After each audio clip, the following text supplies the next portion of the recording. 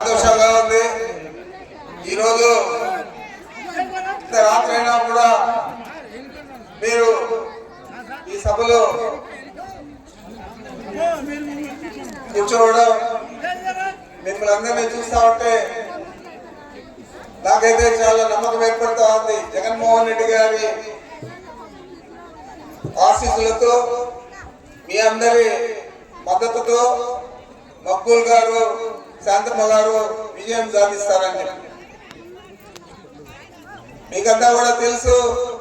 ఈరోజు ఆసరా కార్యక్రమంలో భాగంగా మన రాష్ట్రంలో దాదాపు 89 లక్షల మంది మహిళలకు 25,570 కోట్ల 80 లక్షలు 4 విడతల్లో ఇవ్వడం జరిగింది. మన మండలానికి వస్తే 454 సంఘాలకు గాను 4,542 మంది మహిళలకు 14,47,37,937 రూపాయలు ఈ 4 విడతల్లో కలిసి రుణమాఫీ, అంటే మహిళా సంఘాల రుణాలన్నీ కూడా మాఫీ ఆసరా కింద జరగడం చాలా సంతోషంగా.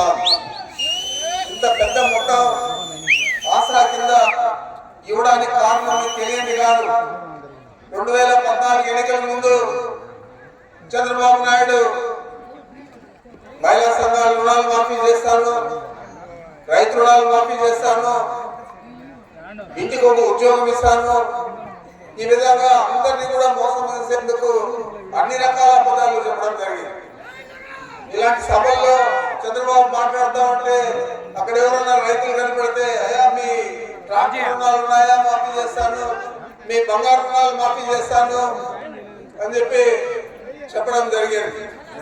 కానీ తీరా 600 హామీలు ఇచ్చాడు, 100 పేజీల మేనిఫెస్టో, ఏది కూడా అమలు చేయకుండా అన్ని వర్గాలకు కూడా ఆయన మోసపూరిత మాటలతో మోసం చేసి అధికారంలోకి వచ్చి కేవలం క్యాపిటల్ భూములన్నీ కూడా అక్కడ మనం రియల్ ఎస్టేట్ వ్యాపారం చేసుకోవాలా, లక్షలాది కోట్లు సంపాదించాలా అని ఒకే ఒక ఆలోచనతో 5 సంవత్సరాలు పనిచేశాడు.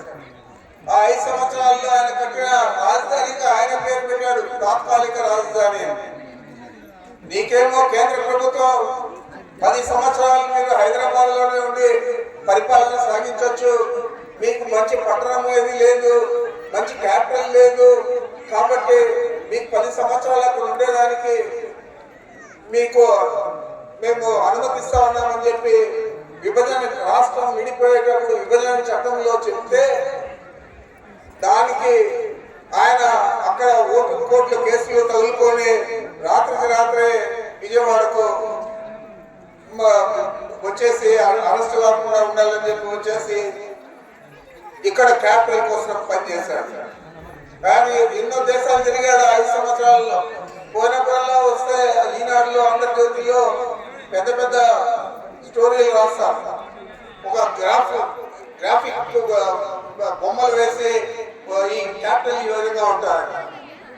జపాన్ వస్తే జపాన్ లో బిల్డింగ్లు తీసుకువచ్చే ఇట్లుంటారు క్యాపిటల్ అని, లేదా సింగపూర్ పోతే ఇట్లుంటారు క్యాపిటల్ అని, ఇట్లా ఏ దేశానికి పోతే ఆ దేశంలో క్యాపిటల్ అన్నింటిలో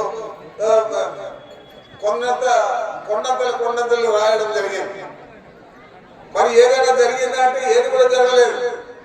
ఆయన కట్టిన తాత్కాలిక రాజధాని కూడా పైన ఎన్ని నీళ్లు పడితే అన్ని నీళ్లు కిందికి వస్తాయి, లోపల మన సెక్రటరియట్ లోపల అంత లోపభూయిష్టంగా కట్టి మన వాళ్ళందరినీ కూడా మోసం చేశాడు. ఈరోజు మళ్ళా వస్తా ఉన్నాడు, అన్ని హామీలు అమలు చేయకుండా, ఏది కూడా చేయకుండా ఈరోజు మళ్ళా 6 గ్యారెంటీలు ఉంటారు, సూపర్ 6 అని చెప్పి 6 గ్యారెంటీలకు అయ్యే ఖర్చు 2,50,000 కోట్లు అవుతారు. మన దగ్గర అంతా ధనబలం ఉందా? ఉంటే నువ్వు ఎందుకు మాట్లాడినావు? ఈ హామీలన్నీ మనం నెరవేరుస్తా ఉంటే జగన్మోహన్ రెడ్డి గారు దివాలా తీసేస్తామని రాష్ట్రం తీసేసింది, సిలోన్ మాదిరి అయిపోయింది, శ్రీలంక మాదిరి అయిపోయింది అని చెప్పి ఆయన మరి జగన్మోహన్ రెడ్డి